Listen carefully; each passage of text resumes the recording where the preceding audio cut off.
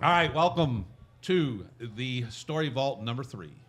And just a quick, this is going to be a quick one. Nothing but about 9 minutes of Harry Hegger. He was a guest on a previous show, and I think it was episode 4, where he talks about the arrest of Travis Moore. Travis Maury. And, Maury Travis. Maury Travis. There you go. That tongue twister. But anyway, he told this story in there, and this is a suspected terrorist that was in St. Louis. Oh.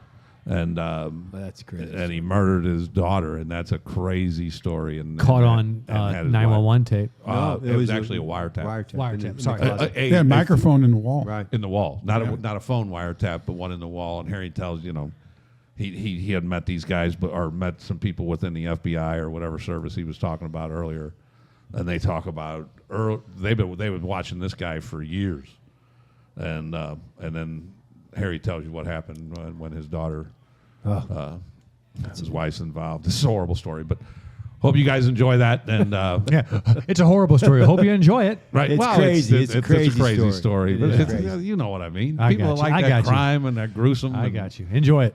Yep. Peace.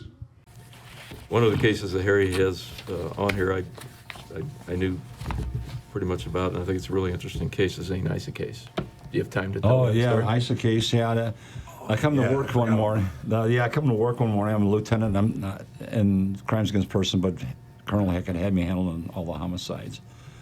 And Billy Qualls comes up to me and says, he said, we had one early this morning. He says, it's a young girl, 16. She attacked her father.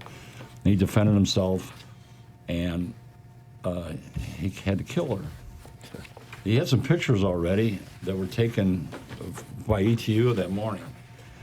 And I'm looking at the pictures of her, and she's got like a dozen through and through stab wounds. I mean, it went through all the way through her into the floor. He's got like one little cut in his finger. I said, what? I said, you get over and get murder first on when you apply for warrants. I said, Billy, I get paper cuts from your reading your reports that are worse than that. So he comes back and goes, the prosecutor said, the wife's supporting the role. I said, well, then a good friend of mine who did FCI for the FBI, Foreign Counterintelligence, he calls me and goes, this conversation never happened. But, this guy, then if you jump back 3 years, I'd been pulled over to a meeting there when I was a sergeant in intelligence and going, if we need 200 officers in a minute's notice, can you go to the chief and get them for us? Get us for them. And it was a terrorist thing. Well, that was out of my brain. 3 years later, I'm now a lieutenant. I've been this assignment. I'm back in homicide. So he goes, when you were over here like 3 years ago and they had a conversation, we couldn't really tell you, but you figured it out real quick. And I said, yeah. He goes, this is one of them. And I said, what did they have? And they had a surveillance CIA did over in the Eastern country, all these terrorist organizations. The Abu Nidal at the time being one of the main ones, where they had a terrorist meeting, and then they all secret CIA followed them back until they arrived in New York. The FBI took up the surveillance. They dropped through Cincinnati and all these different guys, St. Louis. So they had a wire on the phone and a wire in the closet right by the living room.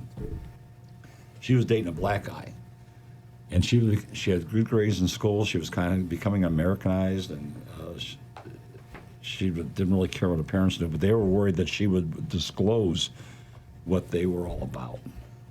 He was from Palestine, she was from Brazil, and so she came home. They're talking waiting for her to come home, and then there's a struggle, and it takes him 8 minutes to kill her, and she's screaming no time, and she's begging her mother. This is on the phone?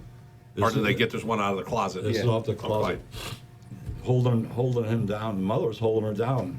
Well, oh my God. The mother's helping? Yeah, the mother's holding her down because she was this. You got to be shitting. This 16-year-old girl. She was like bigger than her dad. She was pretty beefy, man. But that's a good description. And beefy. The dad's kind of skin. He's short and thin. So the mother's holding her down. And what nationality are these people again? Well, he's from Palestine. Okay. Okay. Palestinian or whatever. And she is from Brazil, but she has a Portuguese accent. So, but they're talking and planning when she gets home that struggle, and she's pleading first with her father because she sees what's going to happen. Pleading with the mother while she's being stabbed. Mother, help me. Jeez. And she's going, and the father's in his language, he's saying, "Die, you whore," and they kill her. Well, then, But he's saying it in his dialect or his language? Yeah, Die his whore? yeah. Okay. Yeah, because I had to get interpreters. I finally get to cover the whole thing up. My friend over there at FBI goes, "Okay, send somebody over here who doesn't know anything about the case." And I have somebody in the office that doesn't know shit about the case.